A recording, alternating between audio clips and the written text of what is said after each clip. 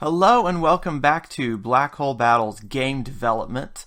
Last episode was way longer than I thought it would be. It clocked in at 50 minutes long, which I think is about the longest video I've uploaded to this channel to date. That is longer than I would like these videos to be. I thought that I was going to be able to edit out more than that, but then it seemed like every step, if I took it out, the video wouldn't have made sense. So, pro tip, if you haven't discovered it yet, if you watch YouTube on a computer, then there is an option under settings where you can change the speed. And I have enough pauses and draw things out enough. You can probably put that up to 1.25, 1.5, maybe even 2 times speed, and probably get just as much of the information as you would watching me hem and haw about what I'm doing. So I thought I would make up for that by today making a bit shorter video. I'm going to show you something that I've already made off camera. I think I'm going to move more toward doing more off camera so that I get sort of all my mistakes out and I have fewer pauses and fewer dead ends. Hopefully, fingers crossed. So what I've worked on for today is a code that will... Oh, I should stop this one from running. There we go. What I've worked on today is a code that will guide the enemy ship to pass between 2 black holes. So I'm even going to show you my original diagram. I'm not even going to bother recreating it on the computer. So you imagine the enemy ship is over here, and let's suppose it's arrayed in this orientation with these 2 black holes so that they're basically equidistant from it. They form a nice triangle where where the ship could pass between the 2 black holes. So for example, if the player ship is following the enemy, then the enemy could try to pass through here, hopefully lead the player, to get too close to one of these black holes. And this is actually the original purpose for which I developed the move toward code that I spent all of last video trying to get correct. So now that's going to pay off in today's video, because basically if I want the ship to go between 2 black holes, I just have to set the target to be the midpoint, so that can be the average of the 2 black hole positions. And I've got it written as the relative position vector here. It doesn't matter whether you use the relative position vector or... Oh, actually, that does matter. That does need to be the absolute position vector. I believe I have it as the absolute position vector in the code, but let's double check that. I think I have it set up as the absolute position vector because it's behaving the way I expected it to. And then the question becomes what to assign as the range, because remember our move toward code, the ship is going to head toward the midpoint between the 2, but it's acceptable for it to arrive within some range of that point. And so the way I worked out the range was, obviously it needs to, at the base, be the distance between the 2.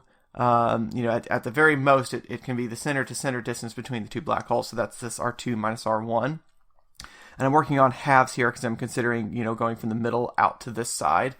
But then the ship itself has a finite width. And so I've got minus the ship width, so the ship needs to be able to pass through the entire thing. And then the black holes themselves also need to take up space, and for safety's sake, we're going to say that that's the maximum of the whichever one has a larger radius. And so with just a few calculations, we can get that set up, or I have gotten that set up. So right now, that's the only behavior that's being called up here in fixed update, is go between black holes, closest black hole and next closest black hole. It's going to make use of our go-to point from last time, which again takes an argument of target and range. Let's scroll down. Here we got go between black holes.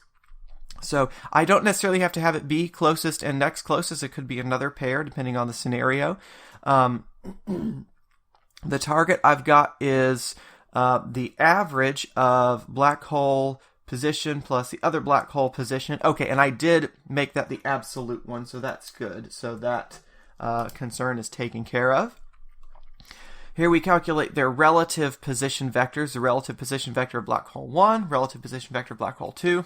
And I'm not really keeping track of which one is closer, which one's farther away. That doesn't really matter in this case for going between the 2 points. And then we've got the, we need to call out the ship size. So depending on how the ship is oriented, that could be the ship's X width, it could be its Y height, or it could be a combination of the two. And so to just make it the maximum possible one, I've gone ahead and done the Pythagorean theorem. So we're taking the width squared plus the height squared. Oops, that is not what I'm doing. I'm taking width plus width squared. Well, I'm glad I ran through this with you so I can fix my mistakes there. So we've got the width squared plus the height squared raised to the 1/2 power. Cool. That should actually improve the performance because the ship is taller than it is wide. And then we calculate the range, and this is just that same equation we had back here, but multiplied by 2, just to get rid of those halves. So that gets rid of a half here, gets rid of, or puts a 2 on here, and then multiplying this by 2 turns these radii into diameters. So we've got the relative position vector difference, taking that magnitude. We've got -2 times the ship size, and then we've got these black holes' diameters. And I think I pointed out this before, but just in case it wasn't clear, the black holes' colliders are circular, so their size in the x direction is the same thing as their size in the y direction, same thing as their size in any diagonal direction you pick. So having the circle collider actually makes it really easy to get the size of the black holes. And then all I have to do is call the code that I've already got, go to point target. Again, that's the midpoint between the two, and range. And that's all of the size factors we had to take into account. So I had it running at the beginning, and you saw it was doing all right. Obviously, if the ship and the 2 black holes are more or less collinear, then it's not going to do a whole lot of good. But let's see what the ship does now that I've got that X and Y business taken care of. So it's going to try to head to the midpoint between these two. And so once it passes by, it's going to try to head back toward it. So that's not exactly the smartest thing to do right now because that has it going toward this black hole. But it overshot it. All right, now it's going to try to head toward this midpoint between these two. Oh yeah, this is behaving a little bit better. Although, obviously some black hole configurations are better for this than others. Because this is a nice test pattern actually, because these 3 form almost an L shape. And so it's basically targeting this point, and then when it overshoots it, it's going to target this point.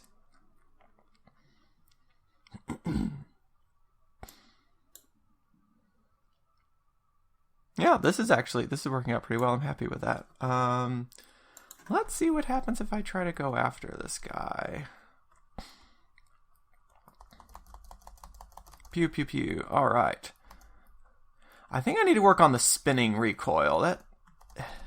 That seems like a lot of fun, but I imagine that's going to get in the way a lot in the game. Of course, it means if I get hit, if the player gets hit, it's going to be extremely unfortunate. Let's pause so we can see. Oh, I'm about to die. Let's pause so we can see where he's headed. All right, now I've got a second to think about this. I need to reverse thrust, don't I? So let's click inside there. Reverse thrust. Okay, good. There we go. All right, let's see what he does now. So he is... Oh, is he about to fall in there? Yep. Okay. So it's not perfect yet. Whoa. Get out of the way, Brian. Okay, there we go.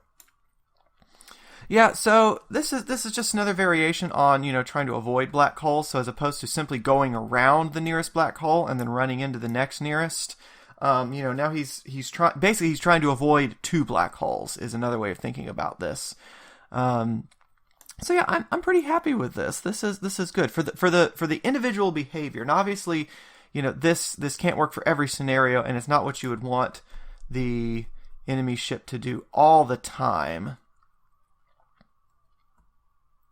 Let me get a couple hits on him. There we go. Send him away. Let's see what happens here. Can he recover? Ooh, good job, buddy. Good job, man. One more. If I'd have gotten one more hit on him, he probably would have gone sailing in there. Yeah, I definitely need to figure out how to balance keeping the view on the player ship, but also having some kind of view on the enemy ship so that you can have the satisfaction of seeing him fall into the black hole when he does fall into the black hole.